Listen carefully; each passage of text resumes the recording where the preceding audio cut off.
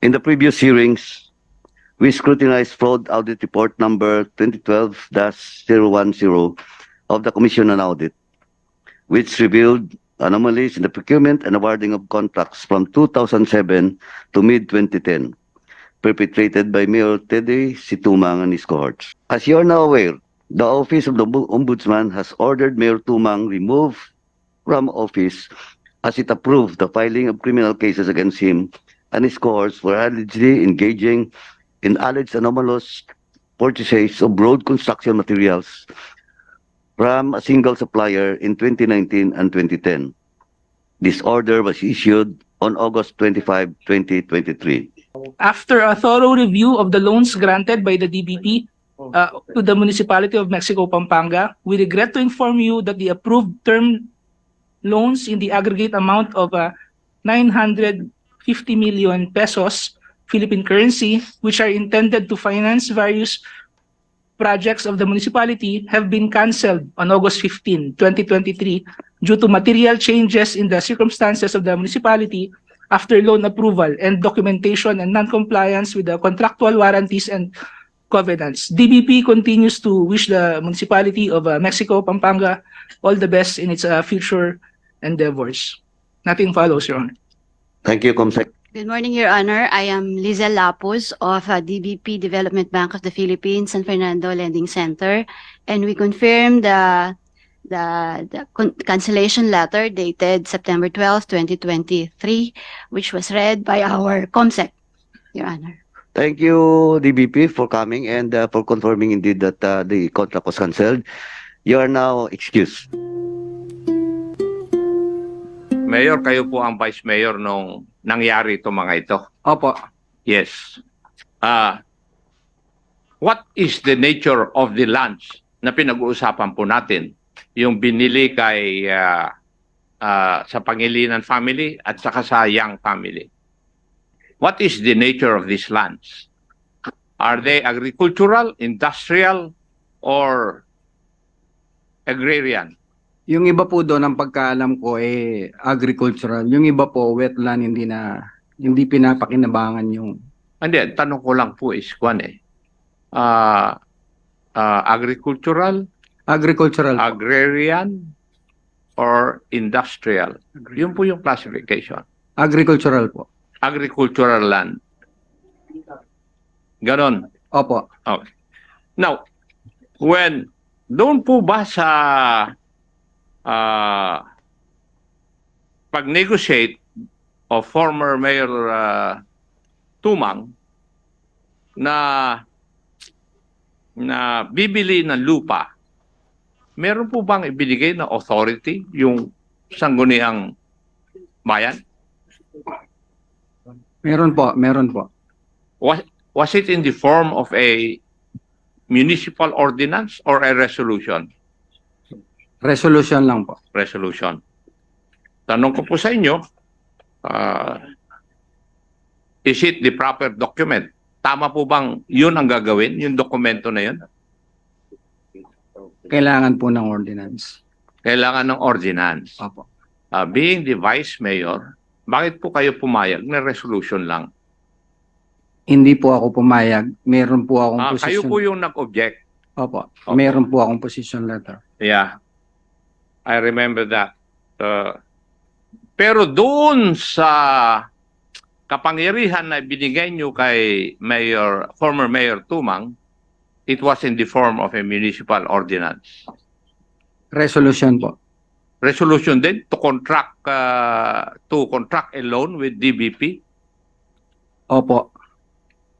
Resolution din. So, ang sinasabi po nyo sa amin ay yung ginawa ng ni former Mayor Tumang ay hindi po naaayon dun sa protocol na sinasaad ng ating mga batas. Resolution lang po yung nandito. Yung ginawa namin. Puro resolution yun. Opo. Okay. Yung purchase of Hindi lot municipal po. ordinance. Hindi po. Okay?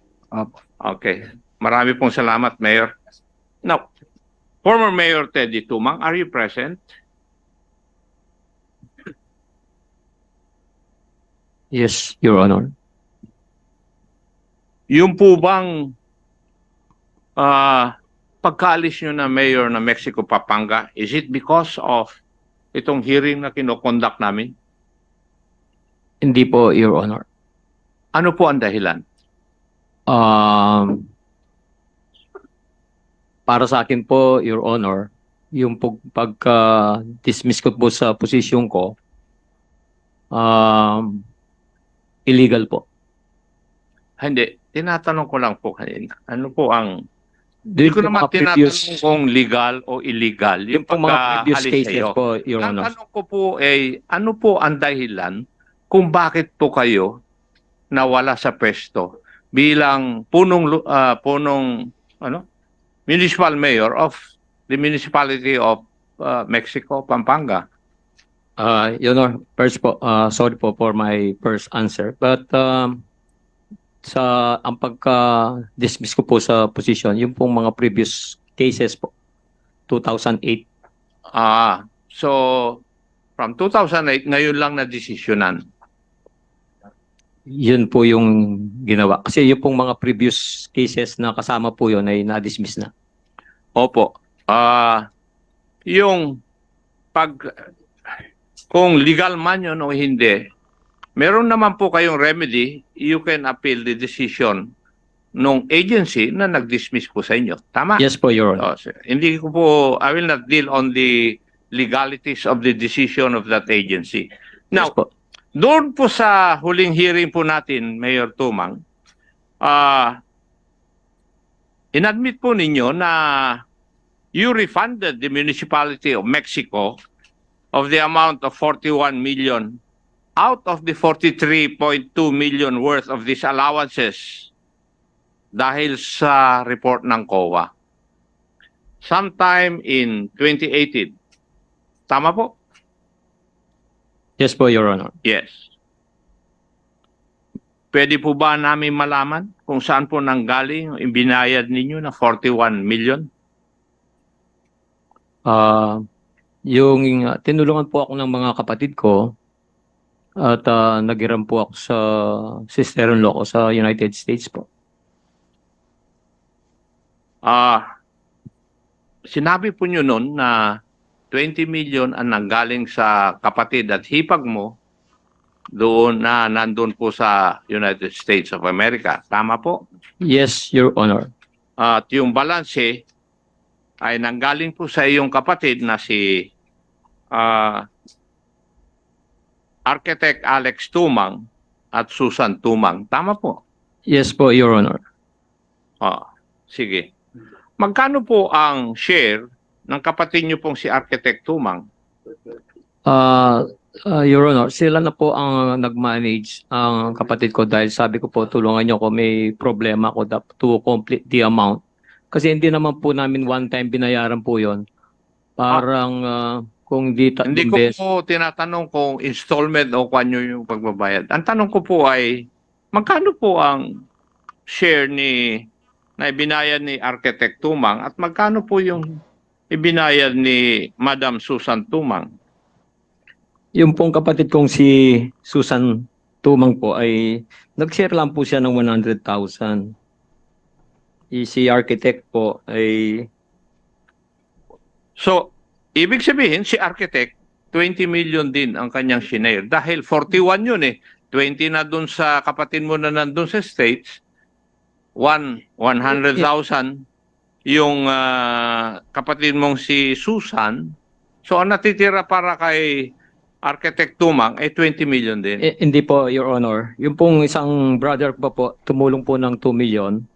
Tapos si Architect around 14,600,086 something like that po, to complete the 41,786,079.70.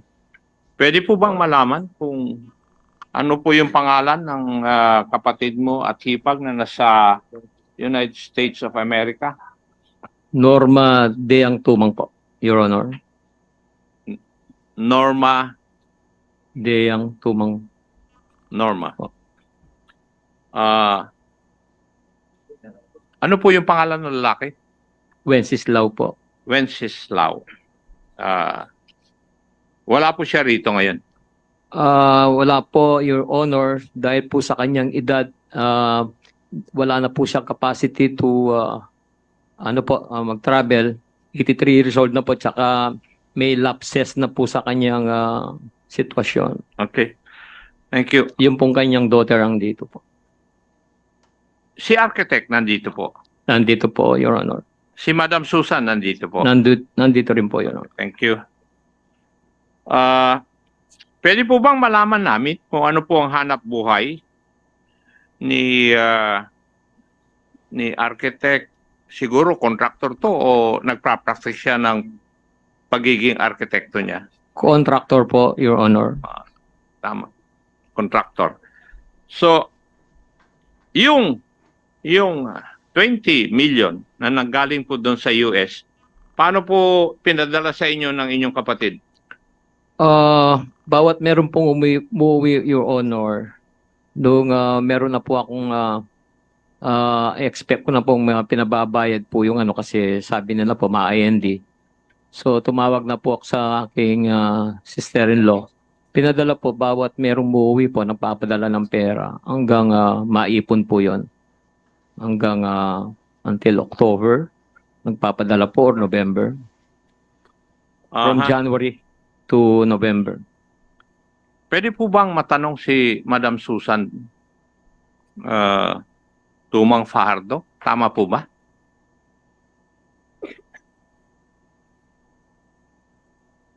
With the indulgence of Congressman Chairman Akop. Yes, sir. Before Ms. Susan Tumang answered the query of Chairman Akop, I'd like to recognize the presence of Congressman Jojo Lara, representing 3rd District of Cagayan. Thank you for coming, sir.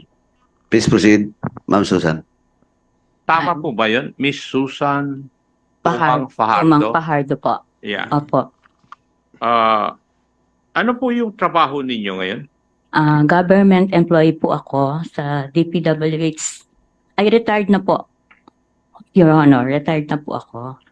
Pero, sabi po ninyo na government employee kayo ng Department of Public Works and Highways. Opo, Your Honor. Tama. Ano po ang trabaho nyo sa DPWH? Administrative Officer 5 po. Okay. Kailan po kayo nag-retire sa DPWH? December 2020 po. December 20. 2020. Opo. Okay. And ang sabi po ng kapatid po ninyo, ang itinulong nyo lang po ay 100,000. Opo. Opo.